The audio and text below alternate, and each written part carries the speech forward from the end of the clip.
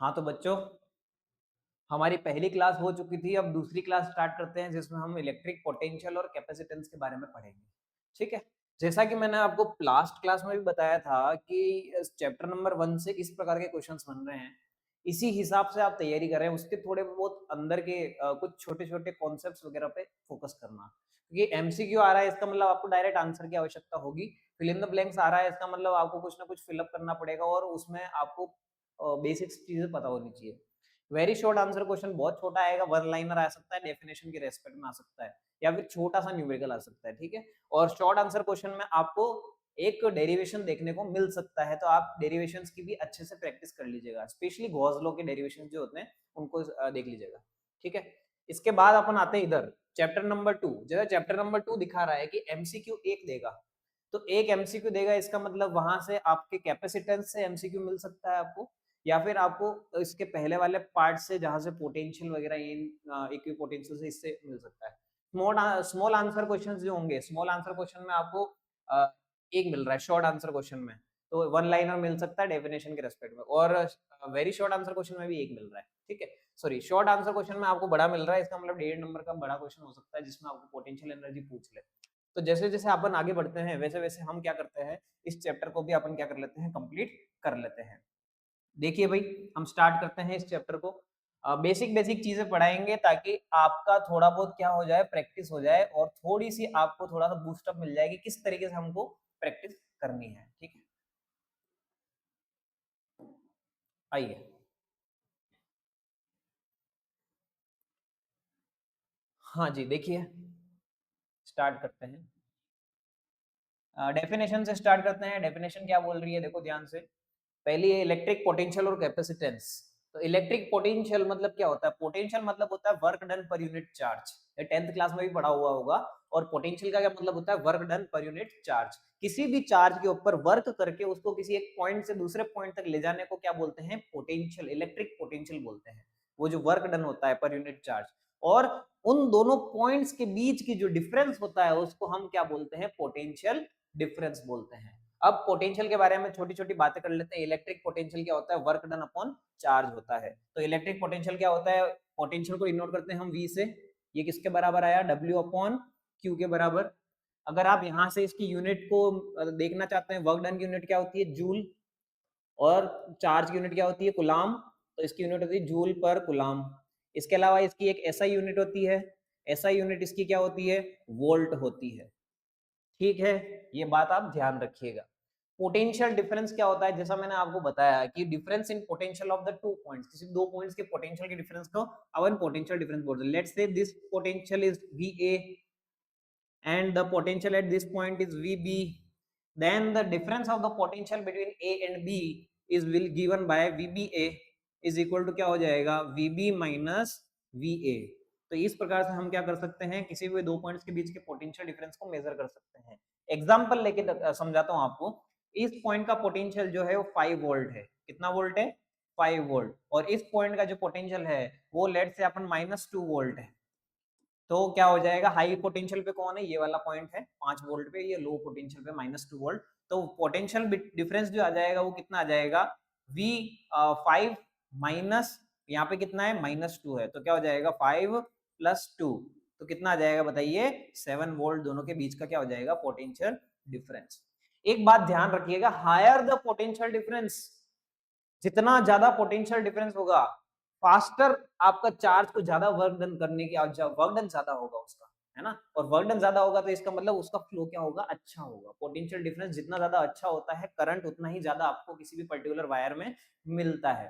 तो ये बात ध्यान रखिएगा। अगला पॉइंट पे आते हैं, formula of electric potential due two point charge. किसी भी पॉइंट चार्ज की वजह से जो इलेक्ट्रिक पोटेंशियल मिलेगा वो कितना मिलेगा, V बराबर KQ/R। फॉर्मूला क्या है, V is equal to KQ/R। K की वैल्यू जैसा कल बताया था 9 × 10⁹ होती है, और KQ/R, Q मतलब चार्ज और R मतलब किसी भी पॉइंट पे आप जो पोटेंशियल निकालना चाहते हैं। V is inversely proportional to R। जैसे जैसे R बढ़ता जाएगा वैसे वैसे इलेक्ट्रिक पोटेंशियल की वैल्यू क्या होती जाएगी, डिक्रीज होती जाएगी। तो यहाँ पे एक ग्राफ भी बना सकते हैं अपन, और वो ग्राफ कैसा होगा देखेंगे ध्यान से। तो वो ग्राफ अपना ही होगा इस तरीके का, कि यहाँ पे आर होगा वो वी के प्रेसपेक्ट में कैसे मूवमेंट कर रहा होगा, ऐसे मूवमेंट कर रहा होगा। ठीक है, स्लोप थोड़ा कम रखना है। 1/r² का स्लोप थोड़ा ज्यादा होता है, 1/r का स्लोप थोड़ा कम होता है। इसमें इलेक्ट्रिक फील्ड का बनाना है तो इलेक्ट्रिक फील्ड का बना लो भाई। इलेक्ट्रिक फील्ड का बनाएंगे तो इलेक्ट्रिक फील्ड का ऐसे आएगा, देखो ध्यान से। इलेक्ट्रिक फील्ड का थोड़ा सा ज्यादा स्लोप लेके चलेगा, तो वो ऐसे जाके फिर ऐसे चले जाएगा, ये इलेक्ट्रिक फील्ड का हो जाएगा। ठीक है, आइए आगे बढ़ते हैं। Potential due to dipole, dipole की वजह से जो पोटेंशियल मिलता है, ये बहुत अच्छा डेरिवेशन है और आपको इस डेरिवेशन को कतई नहीं छोड़ना है। ये डेरिवेशन बहुत अच्छा है और पेपर में पूछने वाले बहुत ज्यादा क्वेश्चन में से ये हमेशा बनता है आपके। ठीक है, आरबीसी बोर्ड में ये क्वेश्चन बहुत ज्यादा बनता है। और potential due to dipole, dipole की वजह से जो इलेक्ट्रिक पोटेंशियल निकालते हो आप किसी भी पॉइंट पे, वो आप कैसे निकालेंगे, तो इसका फॉर्मूला क्या होता है, फाइनल रिजल्ट क्या होता है, फाइनल रिजल्ट पे आप फोकस कीजिए। क्या होता है, KP cos theta upon R square, KP cos theta upon R square होता है। देखिए भाई, आइए चालू करते हैं। तो क्या होता है, KP cos theta upon R square. Let's say मैं आपको एक पूरा उसका डायग्राम बना के दिखा देता हूँ, डेरिवेशन आप कर लीजिएगा अच्छे से। मैं बोलता हूँ कि मेरे पास एक डाइपोल है, ये माइनस क्यू चार्ज, ये प्लस क्यू चार्ज, ये इनका सेंटर ओ है, ये जो डिस्टेंस है ये ए हो जाएगी, और ये जो डिस्टेंस है ये कितनी हो जाएगी, ए हो जाएगी। यहां से एक इस पॉइंट पे इसको ए पॉइंट बोल देता हूँ। इस पॉइंट में मेरे को इलेक्ट्रिक पोटेंशियल निकालना है। कोई भी आर्बिट्री पॉइंट है, मैंने कोई जरूरी नहीं है कि किसी पर्टिकुलर एंगल पे लिया है, तो वो अगर सेंटर से कितना एंगल बना रहा होगा, थीटा एंगल बना रहा होगा, कितना एंगल, थीटा।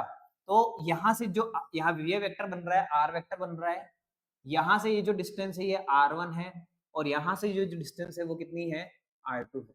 तो यहाँ पे आपको क्या करना पड़ेगा, दो इक्वेशंस बनानी पड़ेगी। एक पोटेंशियल किसकी हो जाएगा, v नेट एट ए पे जो नेट पोटेंशियल होगा वो किसकी वजह से होगा, एक तो v due to plus Q, plus v due to minus Q. v due to plus Q कितना आएगा, के क्यू अपॉन डिस्टेंस कितनी है क्यू की, a से r1, प्लस का v माइनस क्यू की वजह से कितना आएगा, माइनस क्यू, और डिस्टेंस कितनी है, r2। ये कितना आ जाएगा, के क्यू कॉमन ले लीजिए, अंदर हो जाएगा 1/r1 माइनस का 1/r2। अब 1/r1 की वैल्यू और 1/r2 की वैल्यू आपको निकालनी पड़ेगी। उसको थोड़ा ट्राइंगल मेथड से या पैरेललोग्राम मेथड जो भी बोले हम, उससे निकाल सकते हैं। ये देखो इसका वेक्टर कैसे जा रहा है, because the direction of dipole is negative to positive. ये डायरेक्शन ऐसे जा रही है, यहाँ से ये वाली डायरेक्शन कैसे जा रही है, आप उधर आर वेक्टर को मेजर करने जा रहे हो और यहाँ से भी उधर गिर गए, तो इसका मतलब ये हो गया। तो देखिए दो सेम ऑर्डर वाली कौन है, एक ये रहा एक ये रहा, इनका रिजल्टेंट कौन देगा, थर्ड डायरेक्शन देगी। ये ट्राइंगुलर लॉ होता है, ठीक है, ट्राइंगल लॉ होता है। तो क्या बोलेंगे, a plus R is equal to r2, ये हो जाएगा। और एक इक्वेशन ये हो जाएगी ना, तो यहाँ से आप क्या कर लोगे, यहाँ से R2 की वैल्यू निकाल लोगे, R2 की वैल्यू निकाल के रेसिप्रोकल कर लेंगे 1/R2। डेरिवेशन आपको ये करना पड़ेगा भाई। अब यहाँ पे देखो, यहाँ पे क्या होगा, ये वेक्टर इस डायरेक्शन में, ये वेक्टर इस डायरेक्शन में, और यहाँ से रिजल्टेंट वेक्टर इधर जा रहा है। ठीक है, तो यहाँ पे क्या बनेगा, देखो a plus r1 is equal to क्या हो जाएगा, r हो जाएगा। क्या हो जाएगा, a plus r1 vector is equal to क्या आ जाएगा, r वेक्टर आ जाएगा। देखो ये सेम ऑर्डर में है और ये उनका रिजल्टेंट दे रहा है। ठीक है, यहाँ से r1 की वेक्टर की वैल्यू कितनी आ जाएगी, r vector minus a vector आ जाएगी। यहाँ से भी आप r1 का रिजल्टेंट निकालेंगे और रिजल्टेंट निकालने के बाद उसको क्या करेंगे, रेसिप्रोकल कर लेंगे। r1/r1 की वैल्यू और 1/r2 की वैल्यू मिलेगी, यहाँ आप पुट अप कर देंगे, आपको रिजल्ट मिल जाएगा KP cos theta upon R square. ठीक है, अगर आप इसको वेक्टर नोटेशन में लिखना चाहते हैं तो ये जो वैल्यू होगी, ध्यान से समझिएगा, अगर आप इसको वेक्टर नोटेशन में लिखना चाहेंगे, ठीक है, अगर आप इसको वेक्टर नोटेशन में लिखना चाहेंगे तो ये वैल्यू थोड़ी सी कुछ इस प्रकार से बनेगी। ये बनेगी, कहाँ गया ये बनेगी, के बाहर आ जाएगा p vector dot r vector upon नीचे आ जाएगा r क्यूब। क्या आ जाएगा, r क्यूब। ये बात ध्यान रखिएगा, क्योंकि r वेक्टर बनाने के लिए मैग्नीट्यूड r को ऊपर और नीचे मल्टीप्लाई करना पड़ेगा। ठीक है, तो वो चीज हो जाएगी। अब तो potential due to system of charges, system of charges की जो पोटेंशियल आएगा, तो पोटेंशियल एक स्केलर क्वांटिटी होती है, इलेक्ट्रिक पोटेंशियल एक स्केलर क्वांटिटी होती है। इसको आप किसी भी तरीके से आप क्या कर सकते हो, स्केलरली ऐड कर सकते हो, कोई डायरेक्शन की आवश्यकता नहीं है। तो सभी पोटेंशियल्स को क्या कर लिया जाएगा, ऐड कर लिया जाएगा। इतना कोई खास बात नहीं है, ये सारी बातें हैं। इसका मेन डेरिवेशन जरूरी है। आप अभी, मैं अभी भी बोल रहा हूँ, इसका मेन डेरिवेशन आप याद कर दीजिएगा, 1.5 नंबर का क्वेश्चन मिल सकता है। आइए अगली बात करते हैं। अब आते हैं यहाँ पे इक्विपोटेंशियल सरफेस पे। इक्विपोटेंशियल मतलब क्या होता है? इक्वी मतलब होता है इक्वल, और पोटेंशियल मतलब होता है work done per unit charge. तो इसका मतलब क्या हो गया? ऐसा सरफेस जिसके हर पॉइंट पे पोटेंशियल आपको क्या मिलता है? इक्वल मिलता है, उसको हम क्या बोल देते हैं? इक्वी पोटेंशियल सरफेस बोल देते हैं। फिर से सुनिएगा, ऐसा सरफेस जिस सरफेस के ऊपर हम हर पॉइंट पे हमको सेम पोटेंशियल मिलता है, उसको हम क्या नाम देते हैं? इक्वी पोटेंशियल सरफेस बोलते हैं। कैसे बनता है थोड़ा सा एक बार इधर ध्यान दीजिएगा कि मान लो मेरे पास एक पॉइंट है, एक चार्ज है यहाँ पे, और उस चार्ज का नाम है क्यू। इस क्यू चार्ज से आर डिस्टेंस इधर मैंने एक पॉइंट उठाया, वहां पे मेरे को पोटेंशियल कितना मिलेगा? K Q upon R. Similar point मैंने इधर आर, सेम आर डिस्टेंस पे इधर ले लिया, और उस पॉइंट पे भी मेरे को पोटेंशियल कितना मिलेगा? के क्यू अपॉन आर, क्योंकि ना तो क्यू बदला ना मैंने आर डिस्टेंस बदली है, और डायरेक्शन की तो कोई जरूरत ही नहीं है, क्योंकि ये कौन सी क्वांटिटी है? स्केलर क्वांटिटी है। अब नीचे आओ, आर डिस्टेंस दूर, वापस देखो क्या मिलेगा? K Q upon are. इधर आओ, आर डिस्टेंस दूर कितना मिलेगा? K Q upon are. अगर आप इन सभी पॉइंट्स को ऐसे जोड़ दोगे तो आपको क्या नजर आएगा? एक छोटा सा क्या मिलेगा? सर्कल मिलेगा। क्या मिलेगा? सर्कल। इसका मतलब जो इक्विपोटेंशियल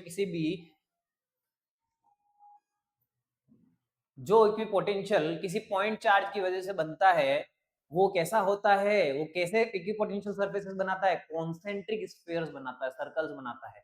2D में बोलेंगे तो सर्कल, और 3D में बोलेंगे, 3 डायमेंशन में पकड़ेंगे तो क्या हो जाएगा? स्फीयर बन जाएगा। ठीक है, इस प्रकार का होता है। तो equipotential due two point surface due two point charge paper में पूछा जाता है, draw an equipotential surface due two point charges. तो पॉइंट चार्ज की वजह से इक्विपोटेंशियल सरफेस बनेगा, वो कुछ इस प्रकार का बनेगा। देखिए, ये आपका क्या हो जाएगा? इक्वी पोटेंशियल सरफेस हो जाएगा।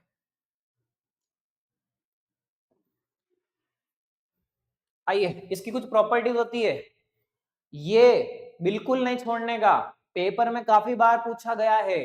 तो डिफाइन एन इक्विपोटेंशियल सरफेस के नाम से आपके पास क्वेश्चन आया हुआ है 1 मार्क में, और इसकी कुछ प्रॉपर्टीज होती है। तो राइट एनी 2 और 3 प्रॉपर्टीज ऑफ इक्विपोटेंशियल सरफेस, जैसा क्वेश्चन भी देखा गया है। तो आइए देखते हैं इसमें क्या होती है, क्या प्रॉपर्टीज है इसकी। तो इक्विपोटेंशियल सरफेस जो होती है उसकी क्या होती है? हर पॉइंट पे आपको पोटेंशियल क्या मिलेगा? सेम मिलेगा। हर पॉइंट पे पोटेंशियल क्या मिलने वाला है आपको? सेम मिलने वाला है। इसके अलावा और क्या प्रॉपर्टीज होती है इसकी?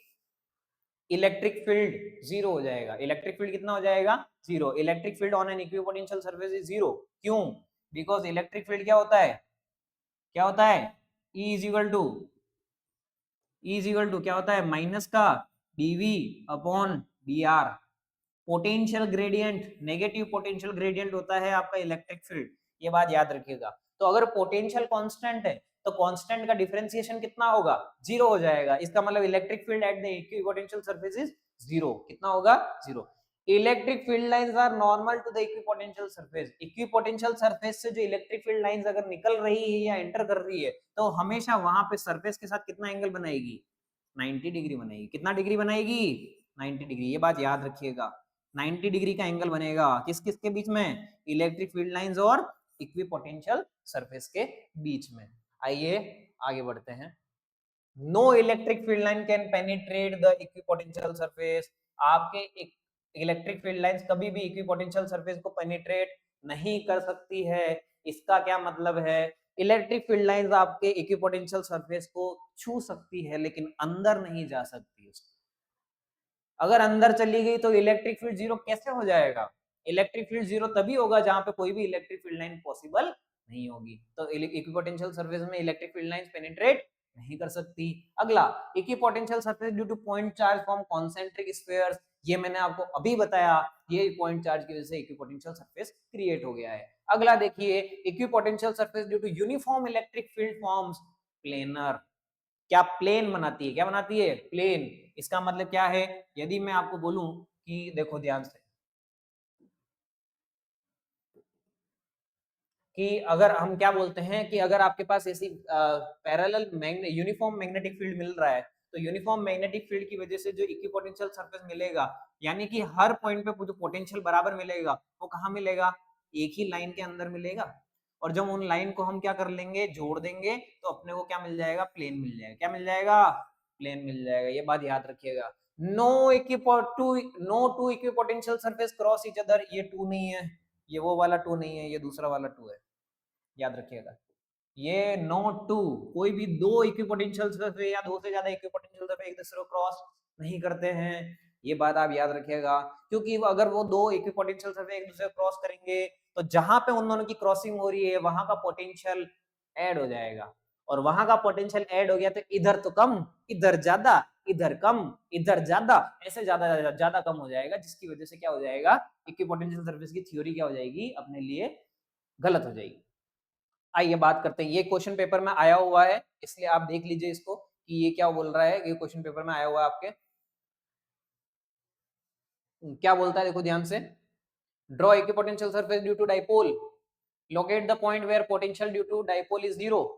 तो ये देखिए, ये डाइपोल एक पॉजिटिव चार्ज एक नेगेटिव चार्ज, इनकी वजह से इक्विपोटेंशियल सरफेस कुछ इस प्रकार का बन रहा है, और इक्विपोटेंशियल सरफेस कहां पे जीरो होगा, जहां पे दोनों का पोटेंशियल का सम कितना हो जाए, जीरो, और वो कहां होगा, डाइपोल के सेंटर पे होगा। कहां होगा, डाइपोल के सेंटर पे होगा। ठीक है, अगला क्वेश्चन बहुत इंपॉर्टेंट आ रहा है भैया, ये क्वेश्चन डेरिवेशन के बेसिस पे आता है आपके पास। क्या बोलता है, potential energy of A system of point charges, point charges की वजह से जो पोटेंशियल एनर्जी बनती है। What do you mean by potential energy? Potential energy क्या होता है, पोटेंशियल एनर्जी मतलब होता है वर्क डन। जैसा आप पिछले साल पढ़ चुके हो, काफी सारे आपने पोटेंशियल एनर्जीज निकाले हैं। सबसे पहला पोटेंशियल एनर्जी आपने निकाला था ग्रेविटेशन नाम के चैप्टर में 11th क्लास में, gravitational potential energy, amount of work done in moving a unit mass from infinity to that point. फिर आपने इलास्टिक पोटेंशियल एनर्जी पढ़ा, तो अमाउंट ऑफ वर्क डन इन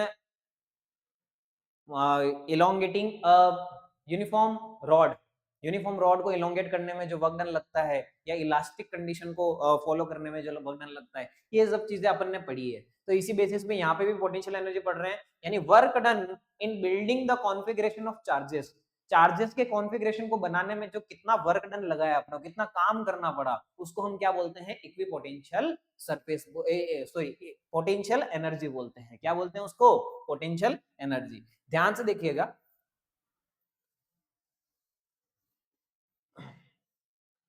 अगर हम बोले, अगर हम बोले, ध्यान से देखिए कि ये एक स्पेस है, इस स्पेस में Q1 चार्ज आ रहा है, तो जब Q1 चार्ज आएगा तो Q1 चार्ज को अट्रैक्ट करने वाला या रिपेल करने वाला या किसी भी प्रकार का उसके ऊपर फोर्स एक्सर्ट करने वाला यहाँ पे कौन होगा, कोई नहीं होगा। तो वर्क डन कितना हो जाएगा इसको लाने में, work done in bringing charge will be equal to 0। लेकिन जब Q1 यहाँ पे हम इस्टेब्लिश कर देंगे, फिर हम Q2 चार्ज को लेके आएंगे जो यहां से R12 डिस्टेंस पे होगा, तो इसको लाने में हमको वर्क डन करना पड़ेगा, या तो अगेंस्ट में या अलोंग। अगर दोनों लाइक चार्जेस होंगे तो अगेंस्ट में वर्क डन करना पड़ेगा, और दोनों अनलाइक होंगे तो अलोंग करना पड़ेगा। तो इसकी वजह से क्या होगा, इसकी वजह से हमको यहाँ पे वर्क डन करना पड़ेगा। और वर्क डन का फॉर्मूला क्या होता है जानते हो, क्या होता है, charge multiply by potential, work done is equal to charge into potential. तो देखिए, work done in bringing charge Q2, तो कौन सा चार्ज ला रहे हो, Q2, किसके पोटेंशियल के अगेंस्ट में, Q1 के, तो क्या आ जाएगा K Q1 अपॉन नीचे क्या आ जाएगा R1, तो टोटल वर्क डन कितना आ गया, K Q1 Q2 upon R12। अब ये दोनों को एस्टेब्लिश करके Q3 चार्ज को लेके आए, तो Q3 चार्ज पे पोटेंशियल लगाने वाले या वर्क डन करने वाले, वर्क डन को हमको खत्म करना पड़ेगा, और ये जो वर्क डन लगेगा इनके ऊपर, एक किस किस की वजह से लगेगा, R23, और एक कौन सी डिस्टेंस हो जाएगी, R13, दोनों की वजह से पोटेंशियल लगेगा। तो work done in bringing charge Q3 को लाने में चार्ज कितना ला रहे हो, Q3, पोटेंशियल किस किस का है, एक तो Q1 का है और एक किसका है, Q2 का है।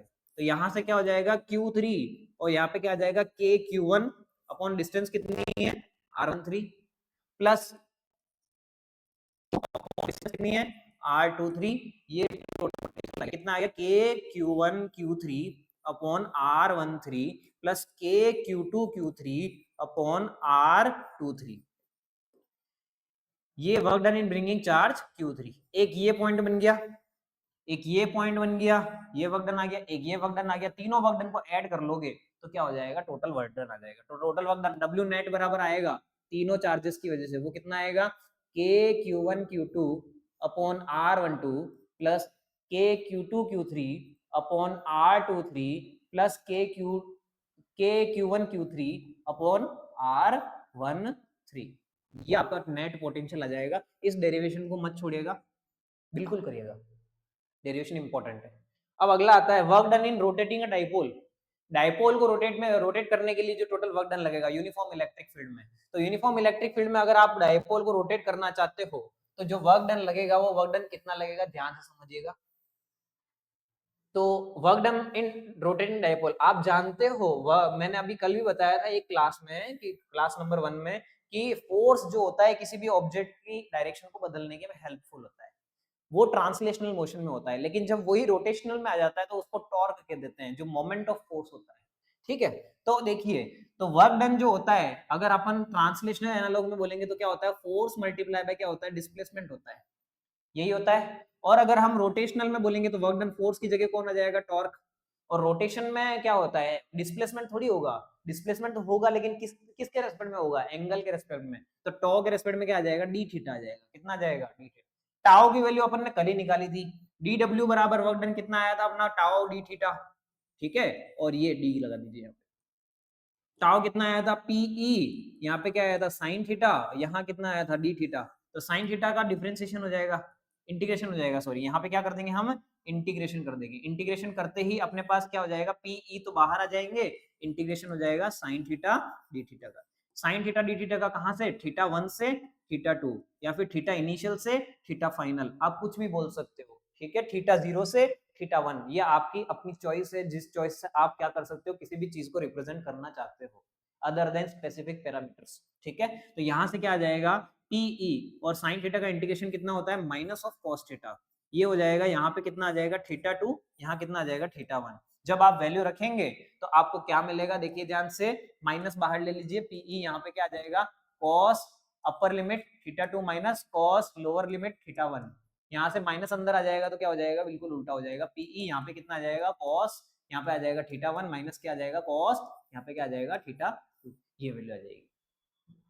तो इस प्रकार से क्या होता है, इलेक्ट्रिक पोटेंशियल एनर्जी निकाल सकते हैं अपन। ठीक है, आइए अगला, अगला पार्ट देखिए, work done in rotating dipole from theta 1 to theta 2। जैसा कि मैंने अभी थोड़ी देर पहले आपके सामने डेरिवेशन किया है, ये देखिए, ये निकला है, फाइनल रिजल्ट निकला है, यही फाइनल रिजल्ट मैंने आपके यहाँ पे लिखा हुआ है। देखिए,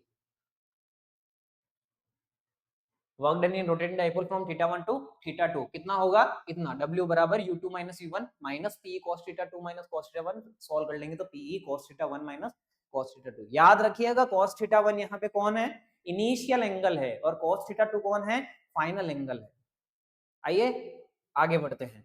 अगला कौन सा आता है, relation between electric field and potential, जो कि मैंने आपको कल ही बताया था, पोटेंशियल ग्रेडियंट, अभी थोड़ी देर पहले बताया था, सॉरी। इलेक्ट्रिक फील्ड जो होता है नेगेटिव पोटेंशियल ग्रेडियंट होता है, पोटेंशियल कर। ठीक है, अब कंडक्टर्स के बारे में, कंडक्टर्स वो होते हैं जिनके पास फ्री चार्जेस होते हैं, क्या होते हैं, फ्री चार्जेस। और इंसुलेटर्स कौन होते हैं, जिनके पास बाउंड चार्जेस पाए जाते हैं, यानी कि वो चार्जेस फ्री नहीं होते, उनको तोड़ना पड़ता है। ठीक है, अब आते हैं डाइलेक्ट्रिक्स के बारे में, व्हाट आर डाइलेक्ट्रिक्स। तो डाइलेक्ट्रिक्स ये बहुत इंपॉर्टेंट टॉपिक है, ध्यान से समझेगा। डाइलेक्ट्रिक्स क्या होते हैं, परफेक्ट इंसुलेटर्स होते हैं, क्या होते हैं ये, परफेक्ट इंसुलेटर्स होते हैं।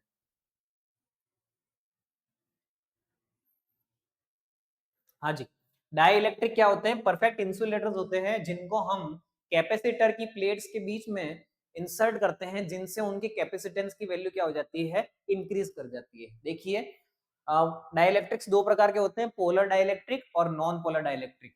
पोलर डाइलेक्ट्रिक वो डाइलेक्ट्रिक्स होते हैं जिनकी पोलरिटी या फिर जिनके नेगेटिव चार्ज सेंटर और जिनके पॉजिटिव चार्ज सेंटर कोइंसाइड नहीं करते हैं, अलग अलग पॉइंट्स पे होते हैं, जिनकी वजह से पोल्स बन जाते हैं, और पोल्स बन जाते हैं वो डायपोल की तरह बिहेव करता है, और वो नेट इलेक्ट्रिक फील्ड जनरेट करता है। और नॉन पोलर वो होते हैं जिनके नेगेटिव चार्ज सेंटर और पॉजिटिव चार्ज सेंटर एक ही जगह पे पाए जाते हैं, जिसकी वजह से डायपोल बनता ही नहीं है, क्योंकि उसकी साइज डिस्टेंस बहुत कम हो जाती है, नेग्लिजिबल, रिलेटेड टू जीरो हो जाती है लगभग, और वो अपना नेट डायपोल मोमेंट जनरेट नहीं कर सकते हैं। तो पोलर डाइलेक्ट्रिक्स कौन हो गए, कार्बन डाइऑक्साइड, वाटर, इनका एग्जाम्पल हो गया, ये एक कंपाउंड्स होते हैं जो पोलर मॉलिक्यूल्स होते हैं। और नॉन पोलर वो होते हैं ऑक्सीजन, नाइट्रोजन। कंडक्टर्स में इलेक्ट्रिक फील्ड हमेशा कैसे आता है, मैंने अभी थोड़ी देर बताया कि कंडक्टर जो होते हैं वो फ्री चार्जेस होते हैं, और वो इक्विपोटेंशियल सरफेस की तरह बिहेव करते हैं।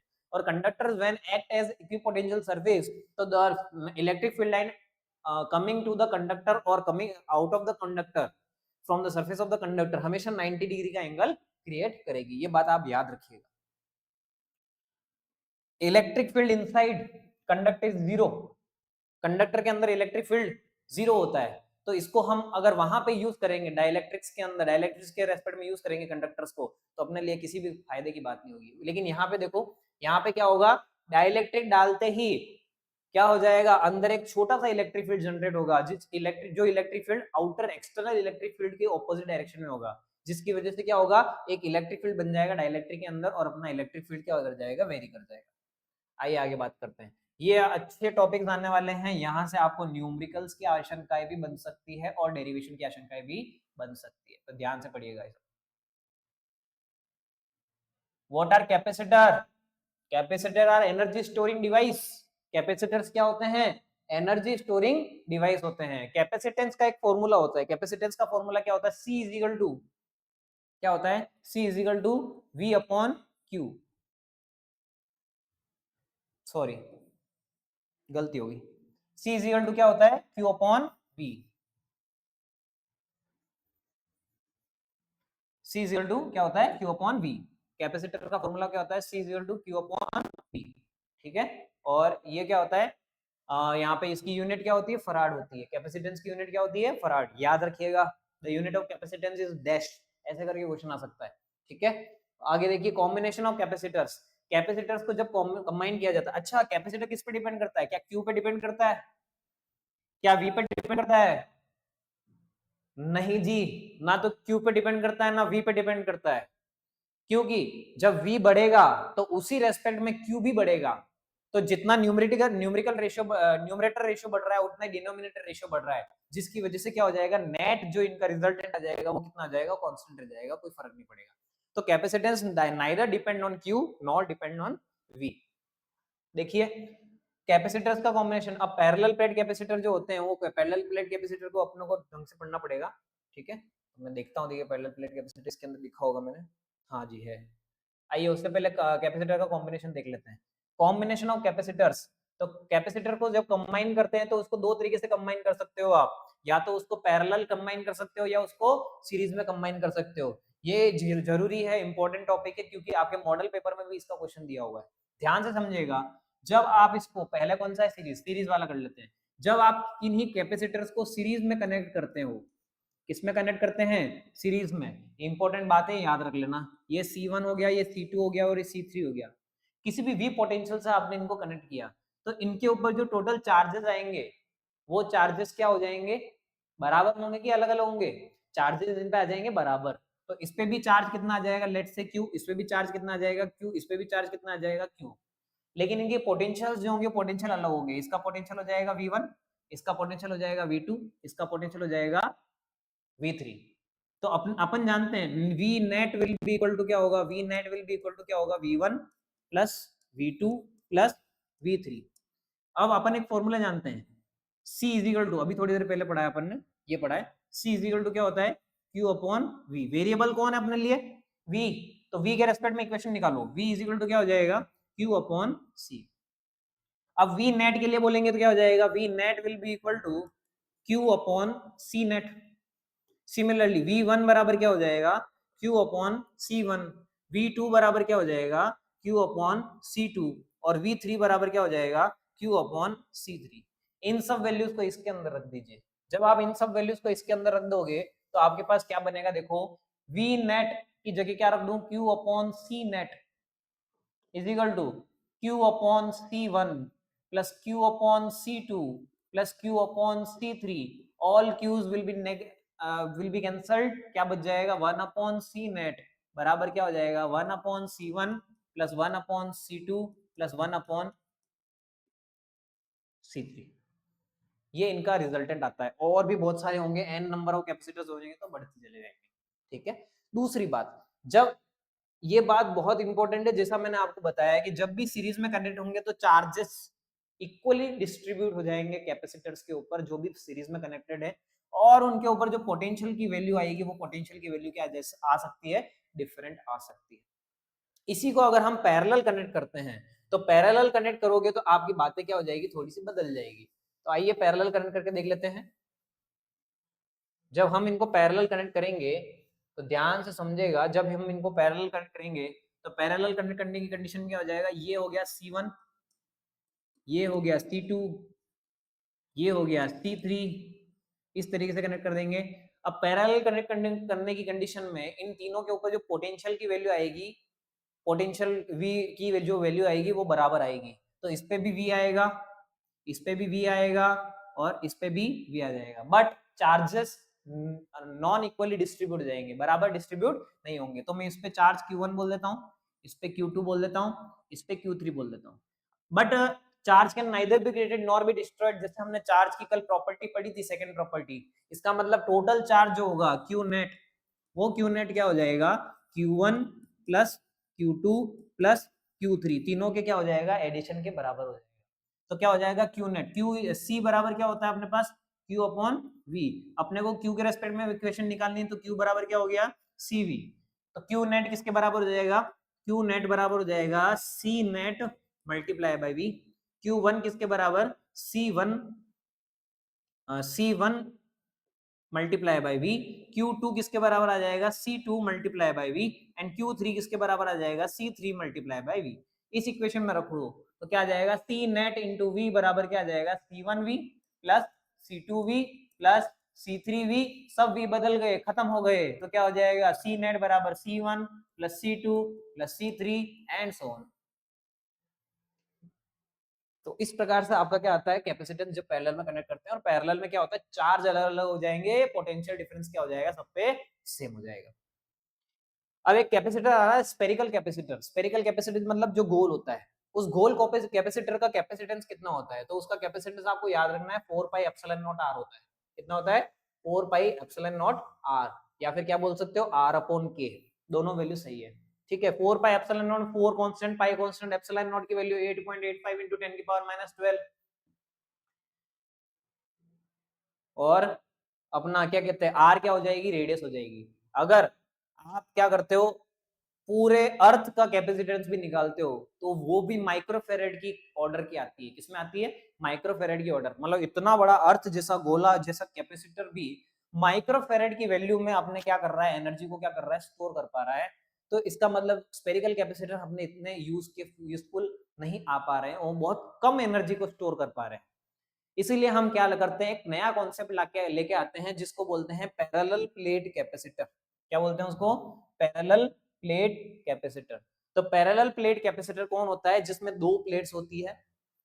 कितनी प्लेट्स, दो प्लेट्स होती है, एक ऐसी प्लेट, एक ऐसी plate. One is positively charged having uniform charge density plus sigma, one is negatively charge having negative charge density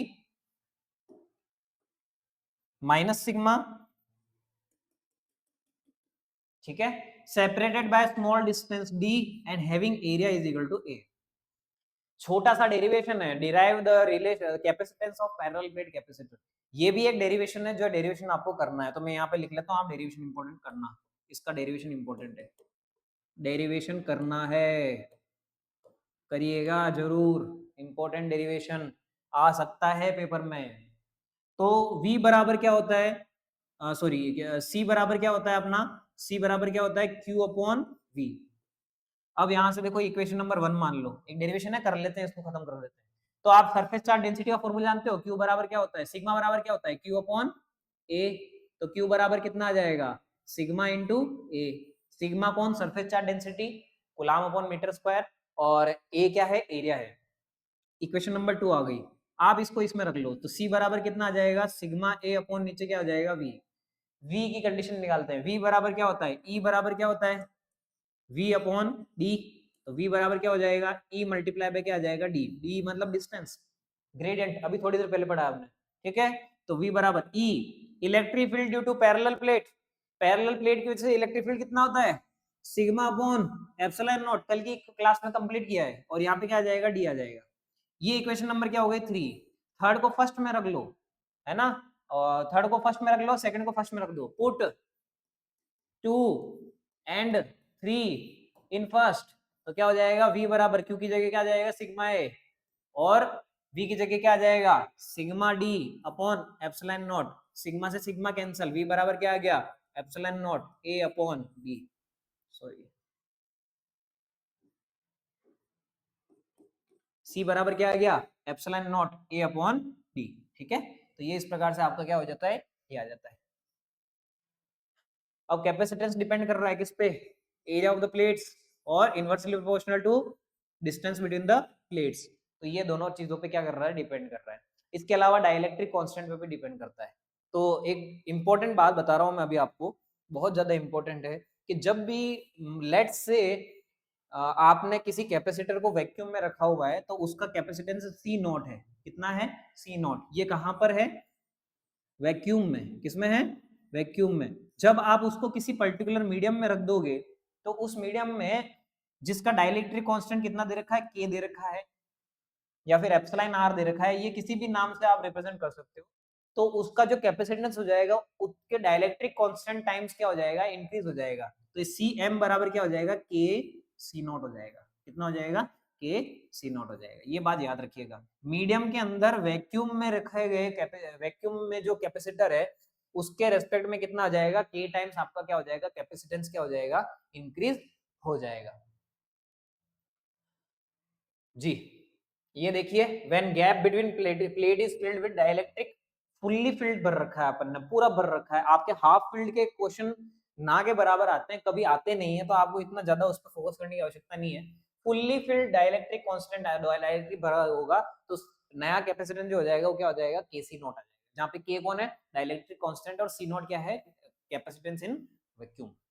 ठीक है, तो इस प्रकार से क्या होता है, ये आपका एनर्जी ऑफ द कैपेसिटर हो जाती है, सॉरी कैपेसिटेंस हो जाता है।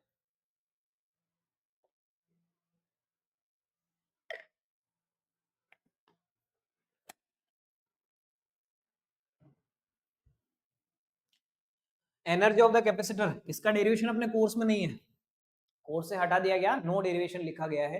तो इसके अलावा अपन इसमें देख लेते हैं क्या क्या पढ़ना है इसके अंदर। तो एनर्जी स्टोर्ड इन कैपेसिटर हटा गया, तो एनर्जी का फॉर्मूला क्या होता है, तो एनर्जी का फॉर्मूला होता है हाफ सी वी स्क्वायर। क्या होता है, half C V square equal to क्या होता है, Q square upon 2c equal to क्या होता है, हाफ क्यू वी। ये तीन फॉर्मूले होते हैं, तीन फॉर्मूले से आप निकाल सकते हो। सी मतलब क्या है, कैपेसिटेंस, वी मतलब क्या है, पोटेंशियल, क्यू मतलब क्या है, चार्ज। तीनों फॉर्मूले से आप निकाल सकते हो। ठीक है, और इलेक्ट्रोस्टैटिक शील्डिंग को इतना ज्यादा जरूरत देने की जरूरत नहीं है। ठीक है,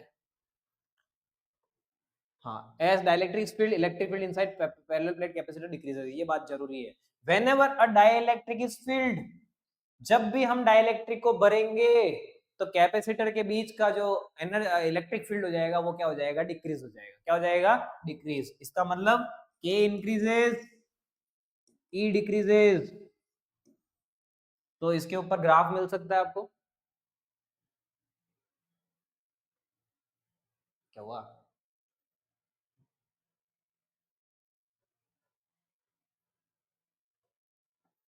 हाँ जी। अब एनर्जी डेंसिटी ऑफ कैपेसिटर आता है, ये क्या होता है, एक फॉर्मूला होता है एनर्जी डेंसिटी का, half epsilon not E square. इसका भी आप डेरिवेशन करिएगा, पेपर में पूछा गया है काफी बार, एनर्जी कैपेसिटी, एनर्जी डेंसिटी, इस प्रकार से आपके क्वेश्चन पूछे गए हैं। ठीक है, तो ये एनर्जी डेंसिटी एनर्जी कैपेसिटी वाला क्वेश्चन आप कर लीजिएगा, ये कल की क्लास थी। ठीक है, तो ये आपका क्या होता है, सेकंड चैप्टर भी क्या होता है, कंप्लीट होता है। इसके ऊपर जो क्वेश्चंस हैं अपने पास वो क्वेश्चन मैं आपको करा देता हूँ, देखिए जी।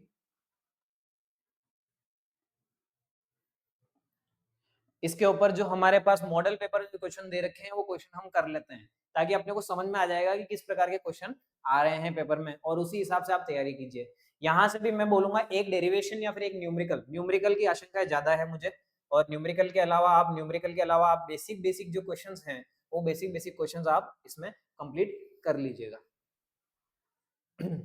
ये कल हमने कर ही लिया था, मैं इसको एक बार और समझा देता हूँ आपको, क्योंकि कल शायद ये क्लास, ये वाली जो पॉइंट हो गए थे ये ब्लर हो गए थे।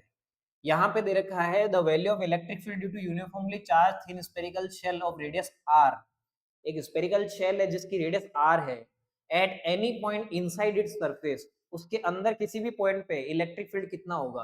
तो मैंने, ये लास्ट पॉइंट था अपने, उसमें आप जाके देख लीजिएगा उसमें, और उसमें बोला था कि ये 3 पॉइंट पे निकालते हो शेल के 3 पॉइंट का, एक तो बाहर, एक सरफेस पे, और एक अंदर। तो ये सी पॉइंट, तो ये सी पे पूछ रहा है, मैं तीनों पे बताता हूँ। ए पे जो आया था वो क्या आया था, sigma R square upon epsilon naught R square, ये आता है, ठीक है। और बी पे कौन आ जाएगा, बी पे आ जाएगा सिग्मा अपॉन एप्सिलॉन नॉट, और सी पे आ जाएगा 0। क्यों? क्योंकि शेल है ये, शेल और सॉलिड स्फीयर में फर्क होता है। शेल जो होता है अंदर से खोखला होता है, बलून जैसा होता है, और सॉलिड स्फीयर जो होता है अंदर से पूरा भरा हुआ होता है, उसमें वॉल्यूम चार्ज डेंसिटी आती है, ठीक है। तो ये बात समझना। इसका आंसर क्या हो जाएगा, शून्य। क्या हो जाएगा इसका आंसर, शून्य। एक कूलम आवेश पे, तो मैंने कल आपको बताया था क्या, फ्लक्स बराबर क्या होता है, Q enclose upon epsilon not. सिर्फ वही चार्ज लेने हैं जो आपके सरफेस के अंदर होंगे, तो किसका आंसर क्या है, 1 अपॉन एप्सिलॉन नॉट है। और इलेक्ट्रिक डायपोल मोमेंट की डेफिनेशन थी ही थी, वहां से आप देख लीजिएगा। और ये चार चार्जेस है, कितने चार्जेस है, 4 चार्जेस हैं, और ये स्क्वायर पे पड़े हुए हैं, स्क्वायर के हर वर्टिसेस पे पड़ा हुआ है, और उस पे आपको क्या निकालना है, फोर्स निकालना है सेंटर पे।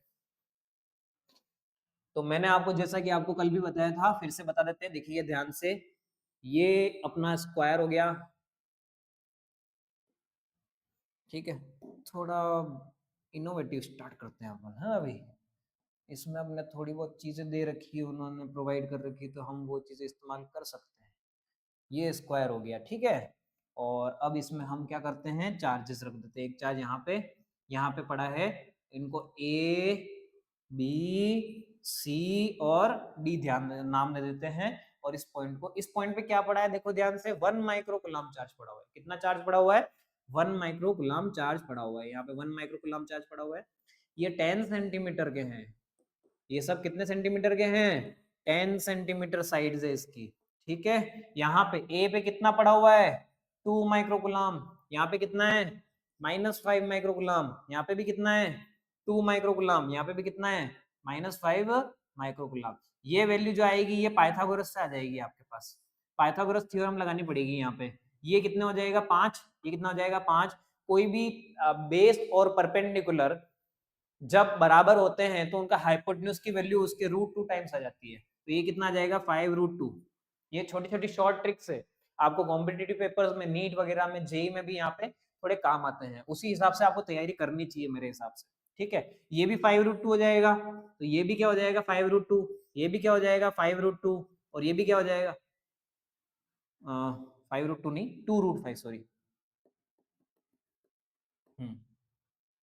यहाँ पे क्या आ जाएगा, 2√5 आएगा भाई।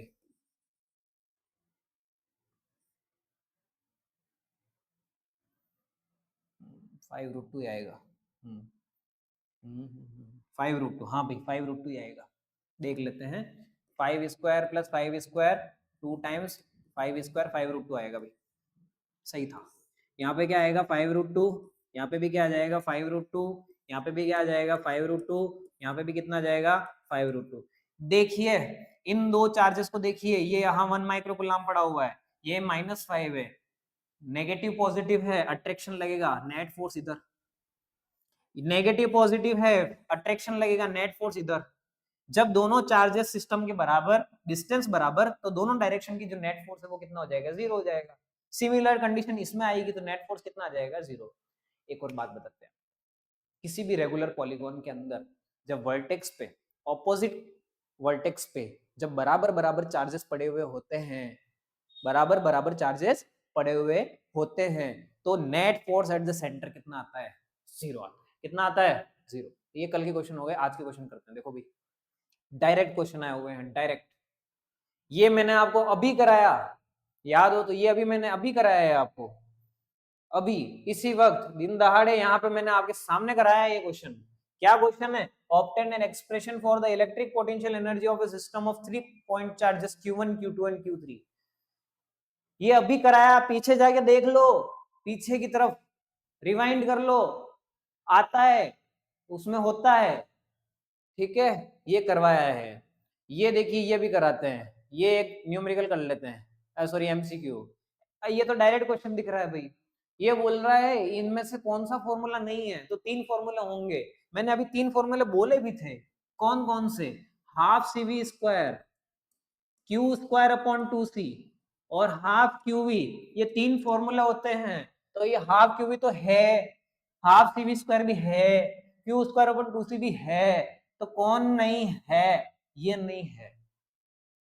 और ये 3 capacitor of 3 microfarad are connected in parallel, find the value of the parallel का फॉर्मूला बोलेंगे, जोर से बोलेंगे, जोर से बोलेंगे, क्या बोलेंगे, Cp बराबर C पैरेलल बराबर C1 plus C2 plus C3 and so on. C1 कितना है 3 माइक्रोफैराड, C2 कितना है 3 माइक्रोफैराड, C3 कितना है 3 माइक्रोफैराड, बराबर कितना हो जाएगा 9 माइक्रोफैराड। अरे मेरे प्यारे बच्चों, तुमको तो आता ही है ये, मुझे पता है तुमको आता है, मैंने ही पढ़ाया तुमको साल भर, ठीक है। तो ये चीजें आपको कर लेनी है, ठीक है। ये रिवीजन सेशन में आपको फिर से रिपीट कर दूं, ये रिवीजन सेशन है, इस रिवीजन सेशन में हम थोड़ा सा फास्ट चलते हैं, बट जब क्लास में ही ये चैप्टर किया जाता है तो ये चैप्टर कम से कम 10 से 15 दिन लेता है। हर चैप्टर 10 से 15 दिन जाता है, जिसमें हम बेसिक बेसिक जीरो से स्टार्ट करते हैं, इन्फिनिटी की तरफ चले जाते हैं। बहुत ज्यादा डीप में जाके डेप्थ में पढ़ना पड़ता है, क्योंकि सीबीएसई आरबीएसई का लेवल थोड़ा सा अलग अलग है। सीबीएसई में अपर लेवल के क्वेश्चन आते हैं, आरबीएसई में बेसिक थोड़ा अच्छा, मतलब इतने ज्यादा हार्ड क्वेश्चन नहीं आते हैं, तो उनको उनके हिसाब से पढ़ाना पड़ता है, तो ये सारी चीजें हो जाती है। तो क्लास में, क्लासरूम जो स्टडी होती है, ऑफलाइन सेंटर हमारा, वहां पे हम बिल्कुल बेसिक से बेसिक छोटी से छोटी चीजें पढ़ाते हैं, और जितनी बार बच्चा पूछेगा उतनी बार बताएंगे। ऐसा नहीं है कि तेरे कल ही तो बताया था रे, ऐसा नहीं है। हमेशा 10 बार पूछेंगे 10 बार बताएंगे, ऐसा कोई बोलता होगा स्कूल वगैरह में? हाँ, वो सिर्फ बोलने के लिए बोलते होंगे, हम बोलते हैं 10 बार पूछो 10 बार बताएंगे, 20 बार पूछना 20 बार बता देंगे, 50 बार पूछ लेना 50 बार 51 बार बंद पूछा, 51वीं बार पूछा तो भी बता देंगे, टेंशन नहीं लेने का, ठीक है। तो भाई ये क्लास अपनी यहीं पे समाप्त होती है, और अपनी तैयारी जारी रखिए। सेकंड क्लास खत्म होती है, थर्ड क्लास हम कर लेंगे, और उसमें हम करंट इलेक्ट्रिसिटी वाला चैप्टर निपटाएंगे, और अगर समय बनता है तो अगला चैप्टर भी कवर अप कर लेंगे, या फिर एक छोटा चैप्टर ले लेंगे, ठीक है। तो आज की क्लास से विदा लेते हैं, थैंक यू।